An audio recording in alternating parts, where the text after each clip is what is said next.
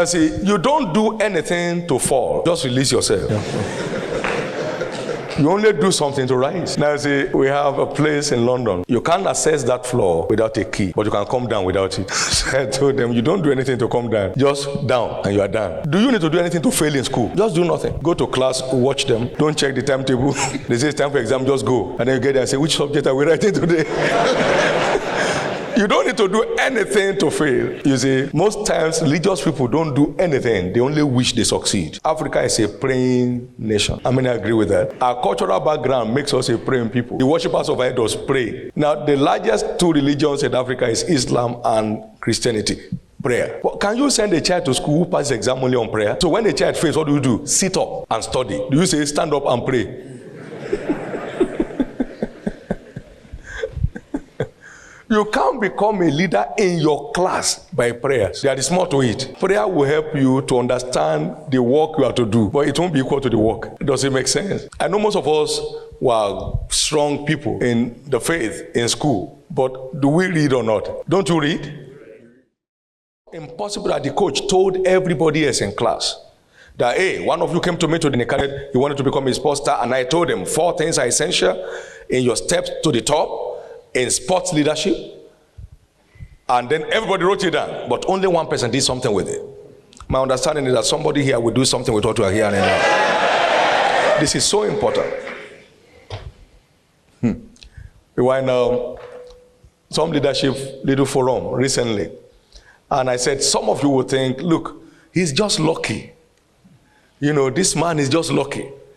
And I said to them, if you will be as lucky as I am, you will be as lucky as I am. So the luck is good. But for 10 years, I've been out of Canaan land 3 Sundays. For how many years? That's how lucky I've been. I'll tell you how many times I've gone on leave. Now for 20 years in Lagos, I've been out of church on Sunday morning 10 times. Wherever I am in the world, I fly in, even if it's 4 a.m. in the morning on Sunday morning. Just to show how lucky I can be. Now for 28 years, I have kept a work schedule that is not less than 16 hours a day. I'm really very lucky.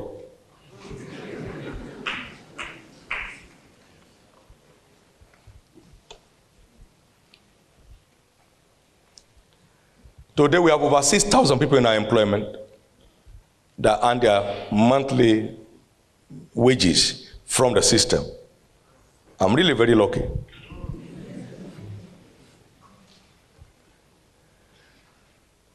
You know, one of these great writers said, success is a matter of luck.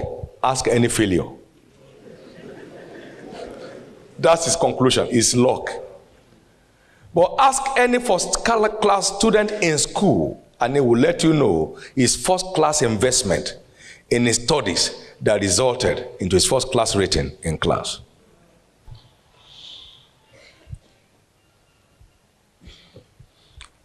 Yonggi Cho was speaking recently, a few weeks ago, in South Korea to a group of people. And he was telling them what he did with his life the last 50 years.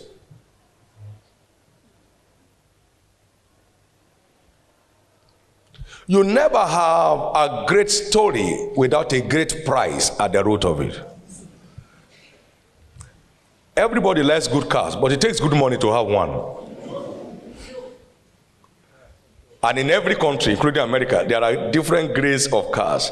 You can buy a car for $500. And in the same country, you find somebody buying a car for $5 million. But they don't carry the same value. The $5 million car will start on its own for you at the command of a button in your bedroom.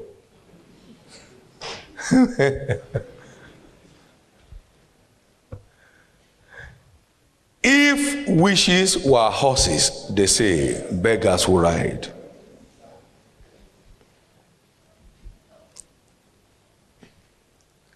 That boy picked up those things and went after it, and he got it. Now see, we also think, like I would say, you don't pray into leadership. Africa is a praying nation. I mean, I agree with that. Our cultural background makes us a praying people. The worshippers of idols pray. Now, the largest two religions in Africa is Islam and Christianity. Prayer. But can you send a child to school who passes exam only on prayer? So when the child fails, what do? Sit up and study. Do you say stand up and pray? You can't become a leader in your class by prayers. There is more to it. Prayer will help you to understand the work you have to do, but it won't be equal to the work. Does it make sense? I know most of us were strong people in the faith in school, but do we read or not? Don't you read? So there is no way to pray yourself into leadership. You know, one woman came to Jesus in Matthew 20 and was asking, I pray that one of my sons will stand by your right and the other one by your left, all the other children can sit anywhere else. And he said, you don't know what you are asking. They don't pray for it. They work at it. You know what I'm saying? They don't pray for it. They work at it. I told my son here when he called me this morning, he said, oh, I've not heard your voice today. I said, yes, but you know, I've been working. He said, I know. Because they know I must work. You know, no matter how late it is, 3:30 in the morning, I was up to start setting the day up and getting myself together. And that's it. It's not just about wishing it to happen. It's about working at it. Now, Jesus also told the story. He said, I've come to set fire on the earth to give the world a new face. He said, and how am I straightened or stretched until it be accomplished? Luke 12, 49 and 50. So there's a stretching that makes a star. You stretch to make it. We used to have one great Nigerian in NBA, the National Basketball Association. Yes. And this young man had a challenge in one of the seasons that was becoming very obvious. And he couldn't get the basket at a particular range, so the opponent knew. So they keep him always off. And so he was losing ground and was going to fall out of the stuff. But he got a coach, and a coach put him on a particular kind of treatment of 500 throws per day. How many? 500. For 6 months. You two try it. 500 throws per day. By the next season, he has broken the barrier and his star shot up. Now see, you don't do anything to fall. Just release yourself. You only do something to rise. Now see, we have a place in London. You can't access that floor without a key, but you can come down without it. So I told them, you don't do anything to come down. Just down and you are done. Do you need to do anything to fail in school? Just do nothing. Go to class, watch them. Don't check the timetable. They say it's time for exam, just go. And then you get there and say, which subject are we writing today? You don't need to do anything to fail. You see, most times religious people don't do anything. They only wish they succeed. They just wish that they succeed. I say Billy Graham, very lucky. Kenneth Hagin, super lucky. All those fellows are so lucky. You know, because they live in America. It's not like us who live in Africa. Africa, what can we do here? That's why you see Africans who go through the desert and they die in their numbers to cross to Europe. They die on the high sea from Dakar. In their numbers. Because they don't want to take responsibility to redefine their own place. I think we are here this morning to give a new definition to Africa. How many believe that a new Africa shall emerge? Where we shall have army of leaders in every area of human endeavor and in every nation.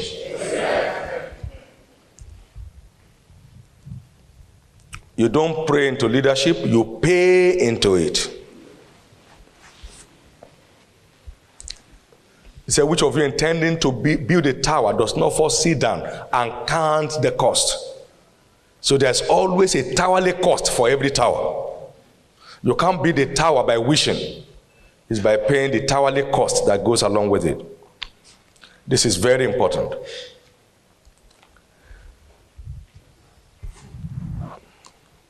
Now we also want to recognize that life is a race. And as a race, you need two legs to participate.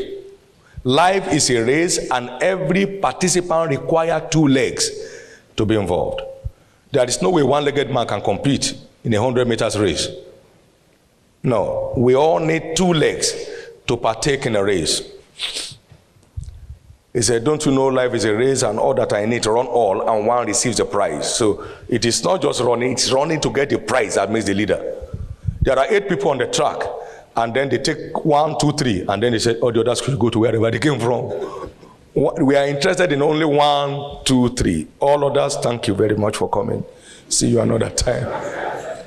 So it is not, there's only one gold medal. It goes to number 1.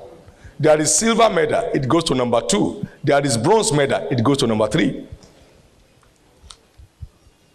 So it's not that, okay, I participated. No. Did you win the prize? So it is the prize winner in every field that emerges the leader there. So life is a race. Paul was speaking, he said, don't you know that in a race, run all and one receives the prize, so run that you may obtain. Hebrews also said that we should run the race, I said before us, with patience. Hebrews 12, 1 and 2. Now, so there's a race that we are involved in. And every time you have a vision is a race.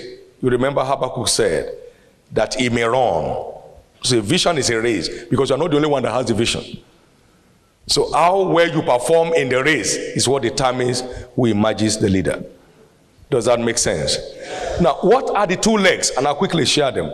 The 2 legs are essentially capacity and character.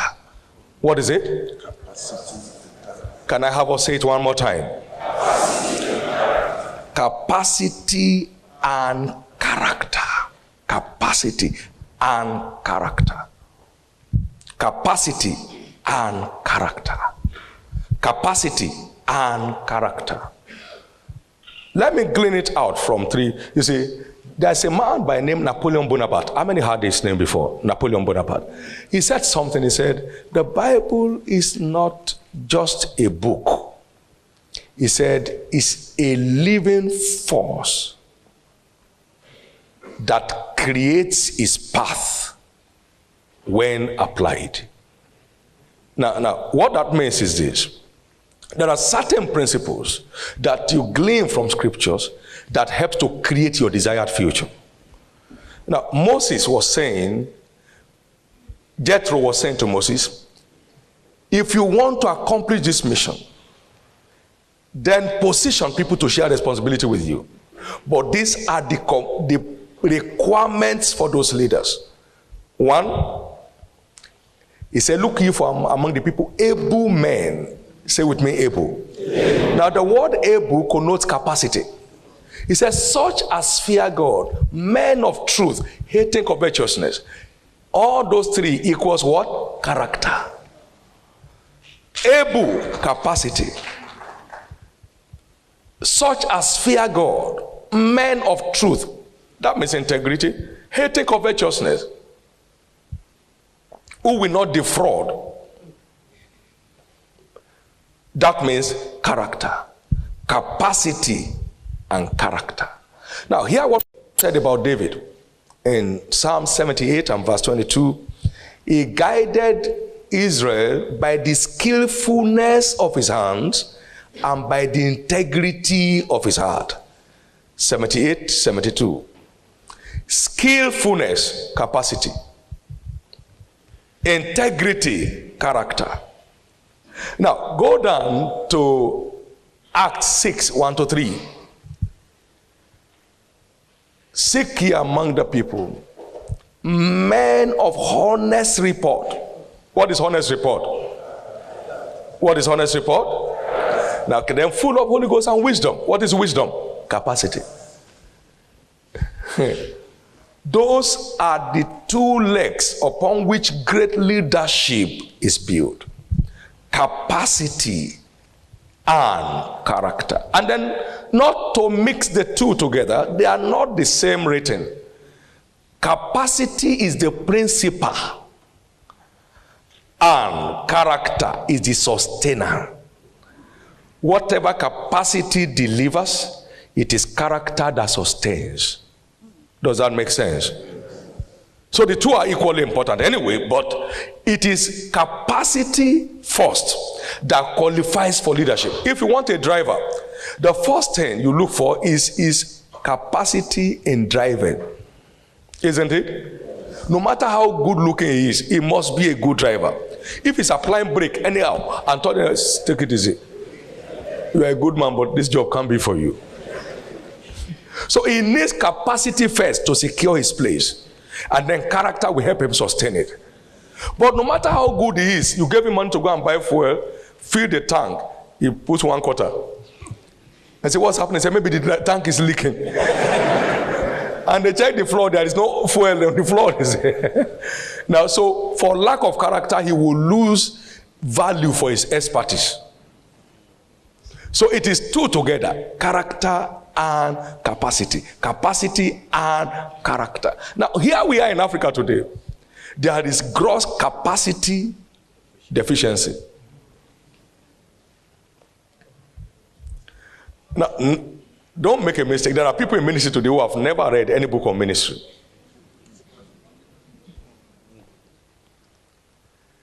Now, we are leading human organizations and we have not read anything on administration. How are we going to succeed?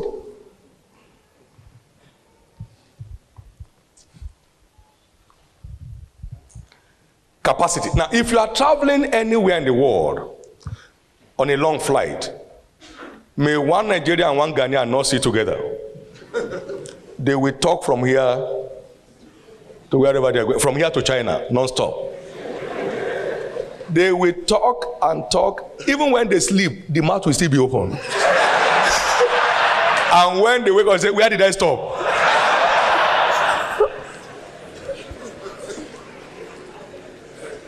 But you see, some other fellows from other developed countries, he sit down on his laptop, or reading, or drawing some plans, or working at some things, or sleeping. I have been in it many times, so I know what it is. Two Africans, dangerous to sit with on a long flight. They will talk about everything about everyone. What of your children? Where are they? What did he study? Where did he study it? So what does he want to do next? Okay, my own children. Okay, one of them has just left school. The other one is going out. Now, there is no record of all those narratives. So as soon as they come down from the plane, nobody remembers anything. They have gone, and they may never meet again. But they have wasted all the time. He's going for business, there's no attention on the business. He's going for a conference, maybe to even speak there, but there's no attention. But he's very busy just talking. There is gross capacity deficiency. I mean, I must tell you this. I've seen quite a few people, I've met quite a few people, and I feel for Africa. How do you feel when you hear a man like Barack Obama speak? Don't you feel good? Are you saying there are no such fellows in Africa? There could be greater because he's an African himself.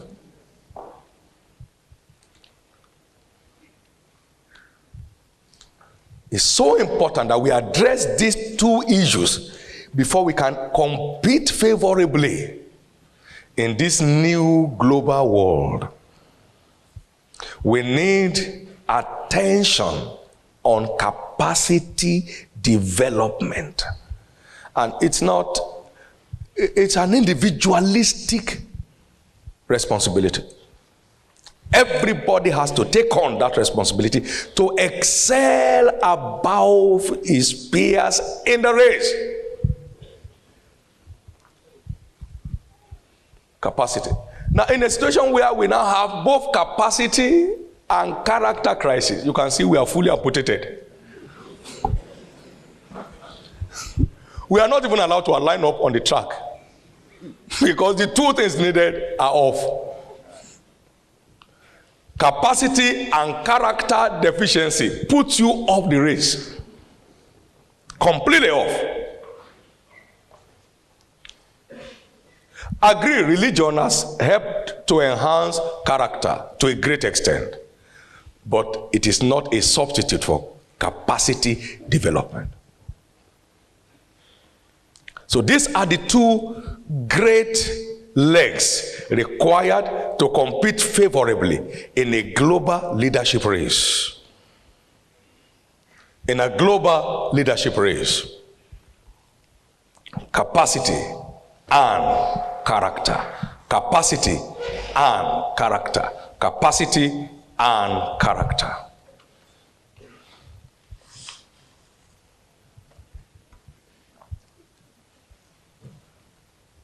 I've put up a module here that I called Leadership Covenant. And we're going to examine 5 of them this morning. Leadership Covenant. You know, a covenant is a deal built on well-defined terms and sworn to by an oath.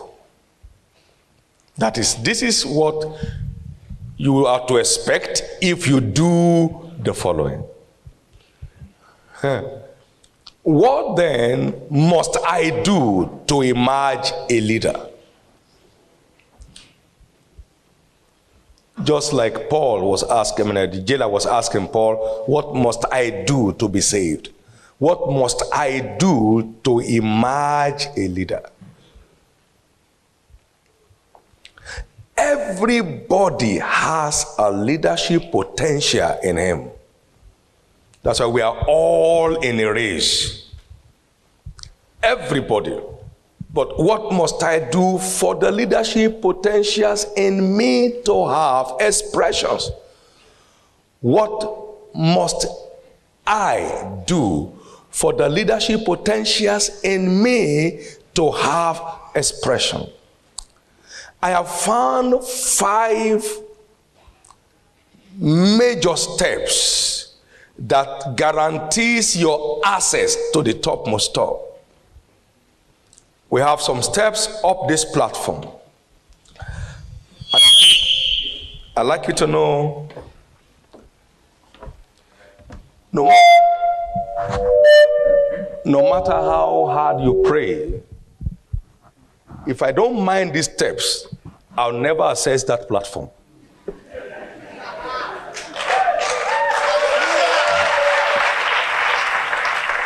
Many of us are trying to access the platform without minding the steps.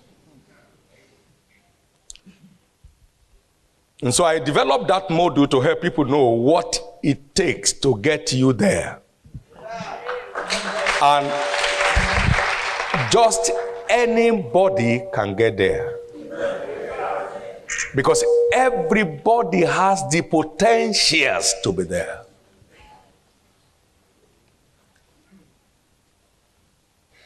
And just anybody can get there.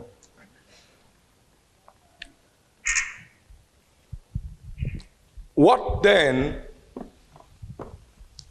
are these steps on the ladder?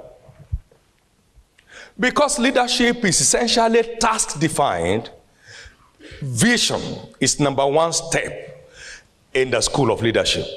Knowing where you are going is crucial in getting there at all. Where do I belong? What is my field of play? Where is my discipline? Which career do I belong to? Now, that is number one gallant step on the ladder to the platform of leadership.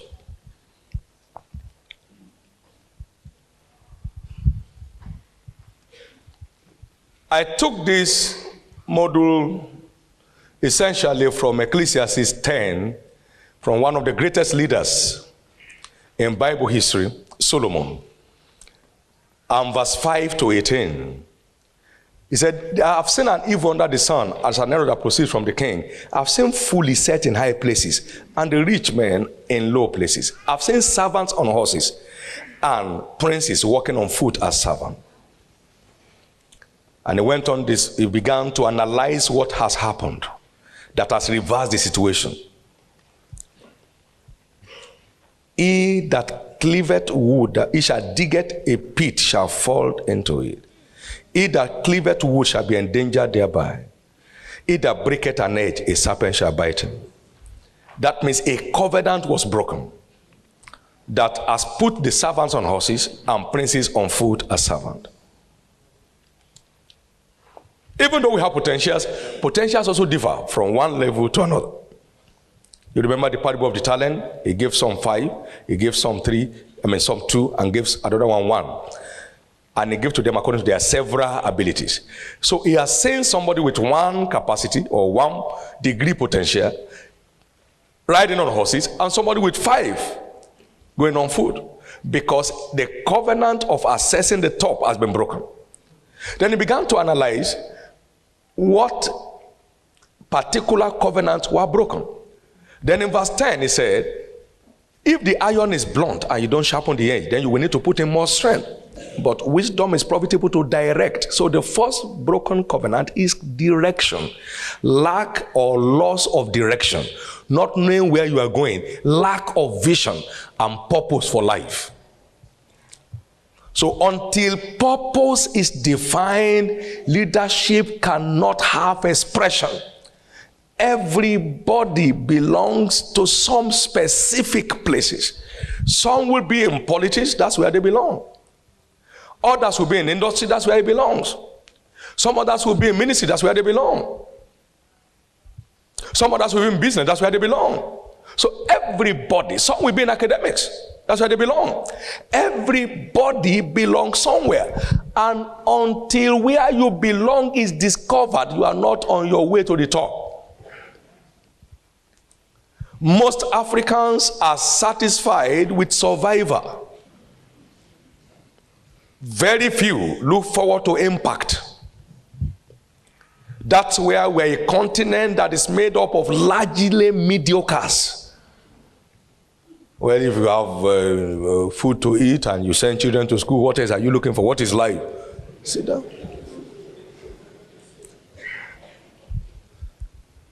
People have gone to the moon. We have not conquered the earth yet. Now they have left the moon and gone to the Mars. We are still struggling with the earth. People have gone into space. We have not survived the air. You know, we have 3% aviation air utilization in Africa. And we have 40% of aviation casualties in Africa. What a paradox. Utilization 3%, accident 40%. That is the global record. People have gone into space. We are struggling with the earth. Africa cannot feed itself now, except by importation of food from people who took seedlings from us most of the times. So it's so important for us to know that we need to know where we belong so we can recreate our continent in no time. Everybody here belongs somewhere.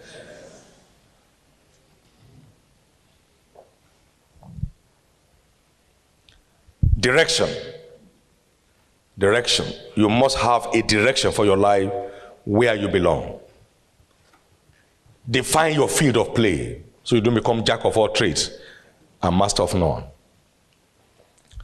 There are three ways to knowing where you belong, and I think I quickly need to do that. One, you either you receive a vision from God. They call it heavenly vision.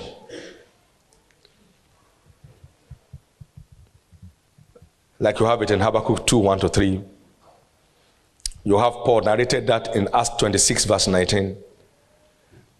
Or you discover a gifting in you. There is a gifting in you. Every mortal man on this earth has a divine endowment in his nature. There's an area which turns you on naturally.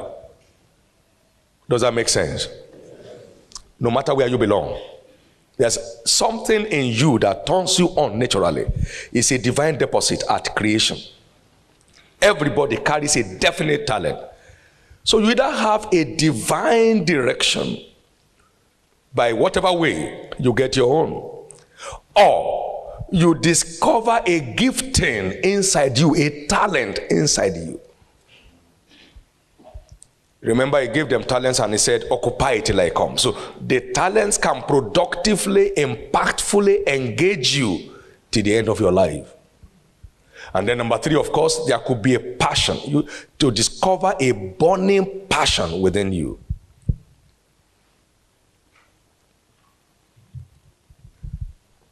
Some of you remember the story of Martin Luther King Jr., right?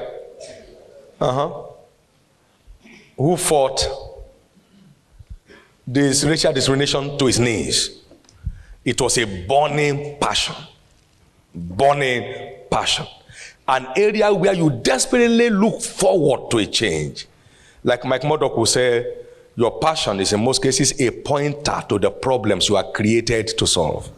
Praise the Lord, brethren. I believe you've been blessed by that powerful teaching from our father in the faith, Bishop David Oyedepo, about leadership development and leadership skills. If truly this message has blessed you, don't forget to leave a like or a thumbs up. And also you can write on the comment section what was your takeaway from this powerful teaching. I believe now in your hand you hold a tool that you will use to transform the world around you. God has entrusted you to make a significant change in the world that you are living. Remain ever blessed.